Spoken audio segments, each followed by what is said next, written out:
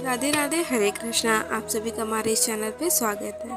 तो इस वीडियो में हम बात करेंगे कि नवरात्रि के 9 दिन हम माता जी को कौन सा भोग लगाएं।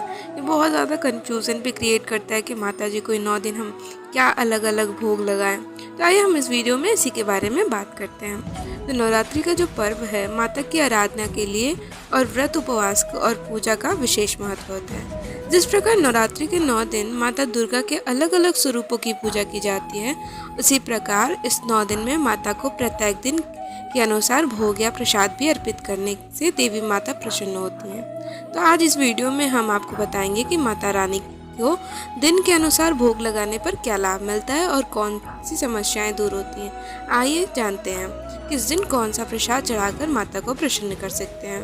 जो नवरात्रि का पहला दिन है यानी मां शैलपुत्री का दिन, इस दिन देवी माता के चरणों में गाय का शुद्ध घी अर्पित करने से आरोग्य का आशीर्वाद मिलता है तथा सभी बाधाएं दूर होती हैं और शरीर निरोगी रहता है। अब हम जानेंगे नवरात्रि का दूसरे दिन यानी माता ब्रह्मचारिणी को कौन सा भोग लगाते हैं। इस दिन देवी माँ को शक्कर का भोग लगता है, लगाने से वे प्रसन्न होती हैं। इस भोग को देवी के चरणों में अर्पित करने के बाद परिवार के सदस्यों में बांटने से सभी की आयु में वृद्धि होती है।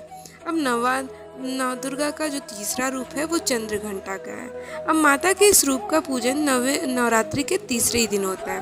तो इस दिन माता को दूध या दूध से बनी हुई मिठाई या खीर भोग लगा सकते हैं और खीर भोग लगाने के बाद ब्राह्मण को दान करना शुभ होता है।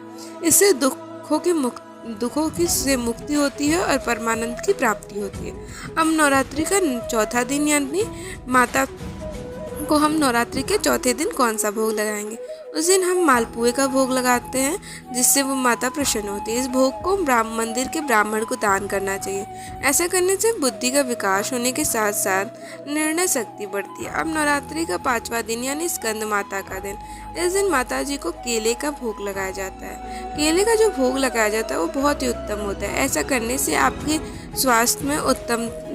स्वास्थ्य उत्तम रहेगा और निरोगी काया की प्राप्ति होगी। अब नवरात्रि के छठवें दिन माता को हम शहद का भोग लगाते हैं और शहद का भोग लगाना बहुत ही अच्छा माना जाता है। इस दिन शहद का भोग लगाने से मनुष्य की आकर्षण शक्ति में वृद्धि होती है। अब नवरात्रि का सातवां दिन माता को हम गुड़ का भोग लगाते हैं। सातवें दिन नवरात्रि पर माँ को गुड़ का नैवेद्य चढ़ाने से और उसे ब्राह्मण को दान करने से शोक से मुक्ति मिलती है एवं अकस्मात आने वाले संकटों से भी रक्षा होती है।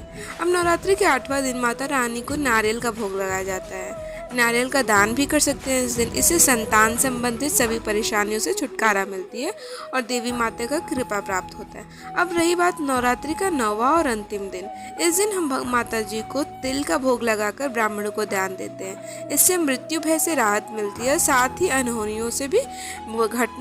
होने वाली घटनाओं से भी बचाव होता रहता है। और इसी के साथ साथ आप माता जी को हलवा और पूड़ी भी भोग लगा सकते हैं। और अगर आपको ये जानकारी पसंद आई हो तो वीडियो को लाइक करिएगा, चैनल पर नए हैं तो चैनल को सब्सक्राइब करिएगा। राधे राधे, हरे कृष्णा।